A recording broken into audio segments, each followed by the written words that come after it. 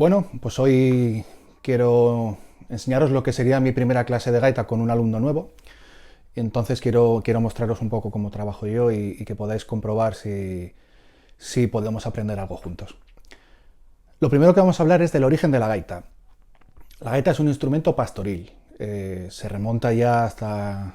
Hay que remontarse a la prehistoria para hablar de las primeras flautas de hueso que se utilizaban ya en épocas ancestrales para poder acompañar músicas muy sencillas en su momento, y un poco empezó así los instrumentos de viento.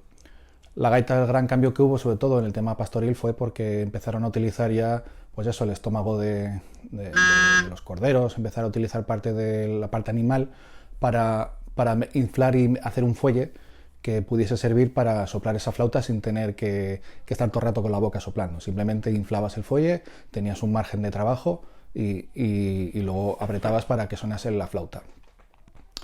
Luego fue evolucionando porque también, bueno, pues la gaita es un instrumento de caña, es una caña doble, tenemos una payuela que si lo vemos así abierto, sería un poco lo que hace cada caña, la caña de la derecha y la caña de la izquierda, se juntan y tendrían una especie así de boca abierta. Puede estar más abierta o más cerrada, dependiendo de la dureza que tenga la payuela o el sonido que se quiera buscar. Las partes de la gaita están bien definidas. Empezamos por el fuelle, que es la parte central, que es donde tenemos que insuflar el aire a partir del soplete, que es por donde soplamos, y es, si lo vemos como el cuerpo humano, sería el diafragma como tal, que es el que utilizamos nosotros para hablar, o el que entrenan los cantantes cuando necesitan tener mucho chorro de voz, ¿vale? El diafragma vendría a ser lo que es el fuelle en la gaita. Bueno, vamos a hablar un poco, que el fuelle sería los pulmones, mejor dicho, y el diafragma sería el brazo, que es el que aprieta, sería el músculo que aprieta, ¿vale? El diafragma es el que nos mantiene, nos permite poder controlar mejor el aire. Luego tendríamos el puntero, que se suele definir, o a veces hablamos de él como la flauta de la gaita, ¿no? Digamos que es donde tenemos los dedos, donde digitamos, y es la manera que tenemos de poder tocar con el instrumento. Y ya nos quedaría el roncón o varios roncones, dependiendo del tipo de gaita, que la función que cumple el roncón, sobre todo si es uno, y es la manera de entenderlo, es que hace el sonido bordón de la tonalidad que tenga el roncón. Es decir, si tenemos una gaita en do, que suele ser el do 4 el que solemos tocar en la gaita, sí quiero recordar que es el do 4, igual me confundo en la numeración, pero creo que es el do 4 que va después del la 4. Estamos en una octava por encima de lo que sería el registro normal de la clave de sol. Pues cuando tocamos en ese do, el roncón lo que hace es un sonido continuo de do, 2 octavas por debajo, ¿vale? Es un sonido continuo que está en do y entonces nos ayuda a poder fomentar ese tipo de tonalidad. Si tuviésemos una gaita en si bemol, pues el roncón estaría en si bemol. Si fuese una gaita en re, gaita roncón en re. Su función es un acompañamiento sencillo, un sonido de fondo que nos permite ampliar y darle un poco más de color a lo que estamos tocando. Si es importante, si tiene varios roncones, pues que estén a las quintas, normalmente suele ser a la quinta o otra octava, para seguir redondeando la tonalidad. Si quisiésemos tocar en otras tonalidades fuera de lo que nos marcaría el registro natural de la tonalidad del puntero, sí que a veces pedimos cambiar el roncón. A veces en do ponemos el roncón en re para hacer algún re menor, bueno, hacer un sol incluso menor, si pudiésemos hacerlo. Entonces podemos jugar a veces con el sonido del roncón para conseguir determinados sonidos o no.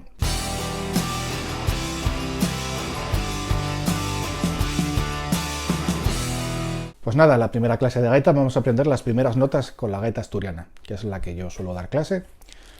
Tengo un tipo de gaita que es el que suelo usar con mis alumnos pequeños, si lo veis. Es un fuelle, soplete y puntero.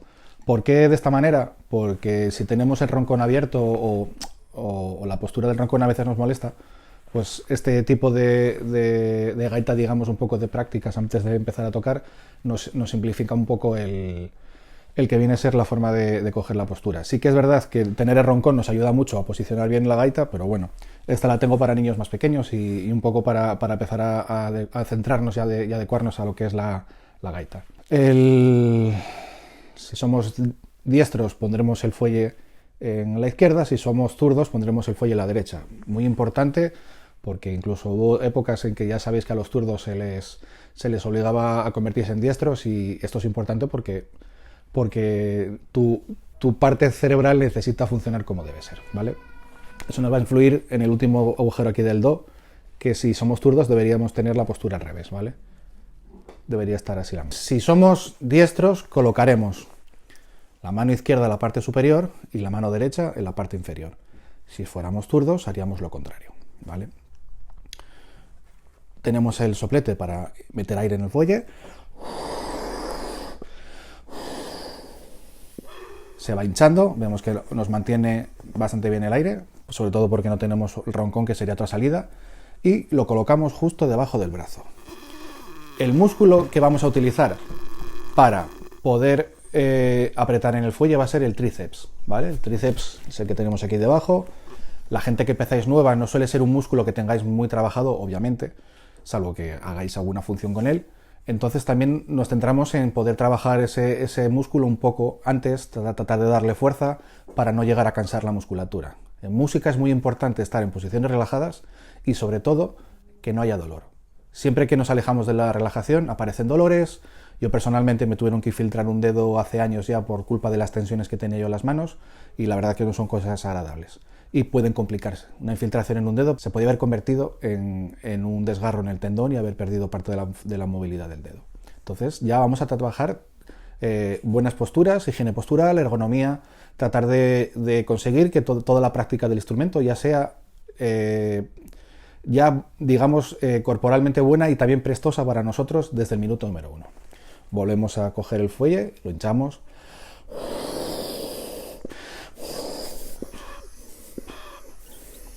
Vamos a empezar a hacer la nota do, os la explico aquí a la derecha y simplemente sería apretar.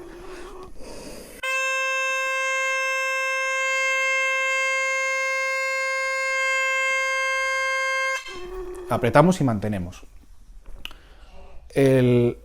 Ahora que estamos ya con la gaita de verdad, os voy a explicar la digitación y los voy a explicar con otra herramienta que tenemos, que son las flautas de aprendizaje, ¿vale?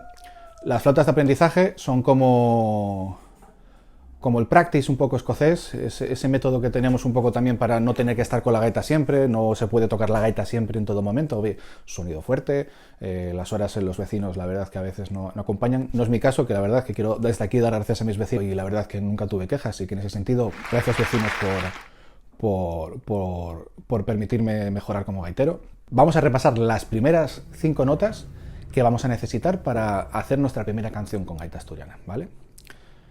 Volvemos otra vez, si eres diestro, mano izquierda arriba, colocamos la mano con los agujeros tapados, como os voy a indicar aquí en la derecha, en un cuadradito, los 3 primeros dedos delante tapando y el dedo pulgar detrás, corrigiendo el agujero que tenemos.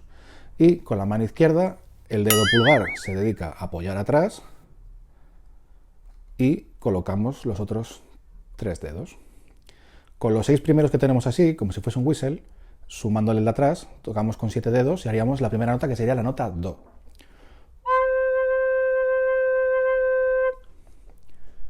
Si levantamos el primer dedo que tenemos desde abajo, haremos la nota re. ¿Vale?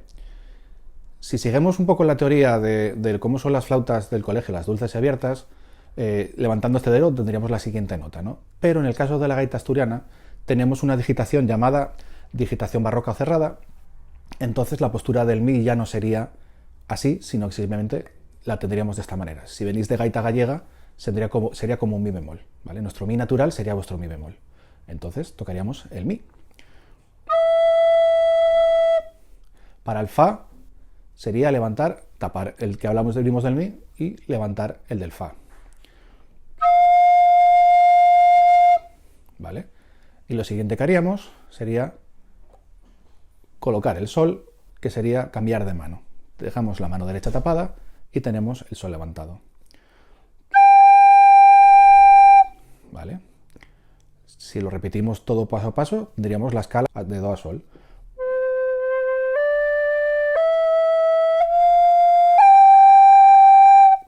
Vamos a repetirlo.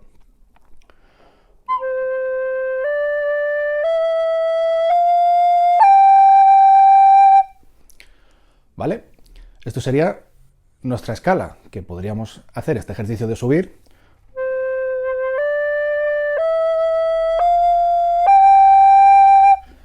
escala bajando,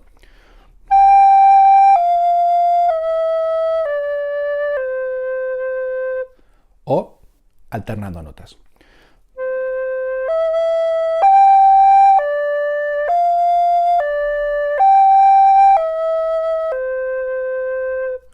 ¿Vale? Imaginaros la combinación que tenemos para poder trabajar las diferentes diferencias de nota, saltar de do a re, saltar de do a mi, saltar de do a fa o saltar de do a sol. E incluso imaginaros cuando sigamos viendo más notas de la gaita. Vale, pues ahora lo que nos queda es aprender nuestra primera canción. Yo voy a empezar por la primera canción con la que empecé yo en el año 98 con Manolo Quirós, que fue No Oviedo no me caso. Era una de las canciones típicas que se utilizaba para aprender a tocar, porque era la que venía la primera del método de Ayures, que vimos una generación entera de gaiteros. Y la verdad que le tenéis cierto cariño porque es como, digamos, que es como el primer paso. Es decir, la llegada del hombre a la luna en la gaita asturiana es No Oviedo no me caso, ¿vale? Es cuando aterrizamos un poco en el instrumento. Entonces voy a tocar la canción.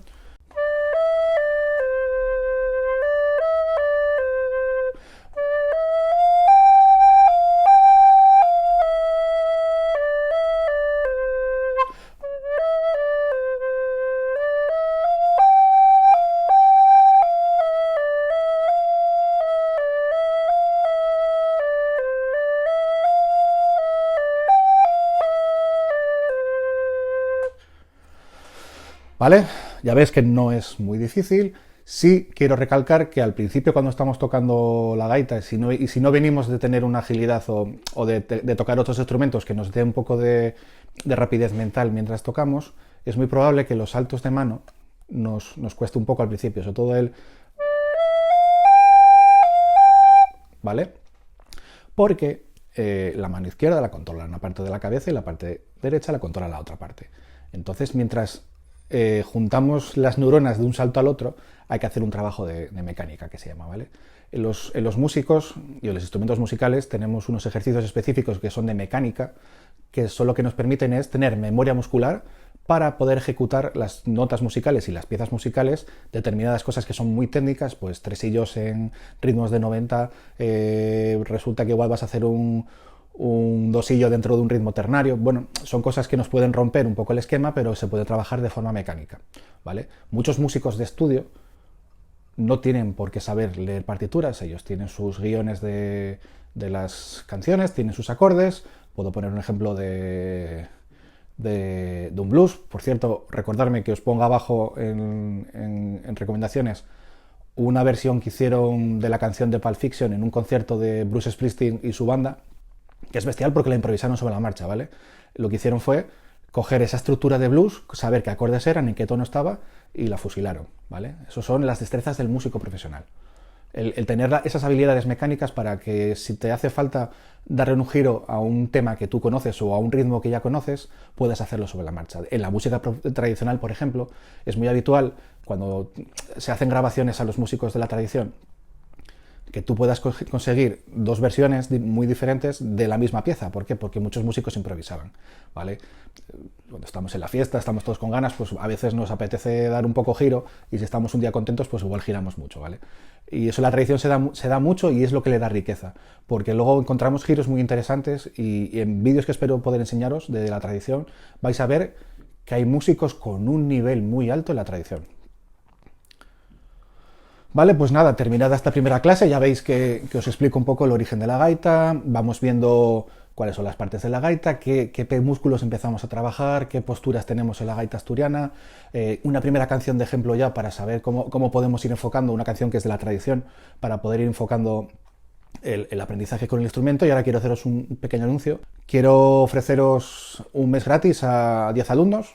Estoy convencido de que puedo ayudaros desde incluso empezar a mejorar en cualquier nivel que estéis en la gaita, por lo que quiero hacer un mes gratis para estas 10 primeras personas, que consisten en 6 sesiones.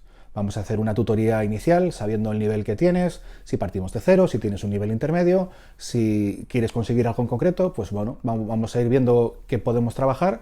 Hacemos 4 sesiones de trabajo totalmente gratis, y luego hacemos la sexta, que vendría a ser un plan de trabajo. Que el plan de trabajo puede ser continuar conmigo haciendo clases, o un plan de trabajo sin que estés conmigo, ¿vale? Lo que quiero hacer es cogerte, en un mes darte una vuelta de tuerca a lo que sepas hacer o a lo que quieres aprender y que tengas unas herramientas para poder hacerlo. Entonces, las 10 primeras personas que queráis estar interesadas en estas 6 sesiones, yo os voy a habilitar ahora mismo en la web mía para que podáis daros de alta, las 10 personas que estéis interesadas, y yo estoy muy feliz de poder ayudaros. Pues nada, poco a poco nos iremos viendo, seguiré mostrando mi trabajo, me siguen saliendo cosas nuevas por ahí, proyectos y demás, y espero poder seguir compartiendo con vosotros tanto estos vídeos de clases, que subiré alguna más también para ir explicando otras cosas de la técnica y mecánica de la gaita asturiana. Seguiré haciendo clases online, estoy en la escuela de Proacite Berga, de las escuelas tradicionales de música, estamos con la plataforma Sovia Online, o sea que en cualquier momento, si os interesa mi trabajo y queréis que os dé un toque de vueltas, incluso si ya tenéis mucho nivel de gaita pero queréis hacer parecido a proyectos como algo yo de autoproducción, o grabarte, home studio, armonías y demás, pues bueno, yo aquí me tenéis para lo que queráis. La gaita es una de las grandes pasiones que tengo en la vida, y la verdad es que para mí es un placer sentarme a hablar de ella, y estaré más que encantado en poder ayudaros siempre. Pues nada, os vemos en el siguiente vídeo y espero que poco a poco podáis ir conociéndome.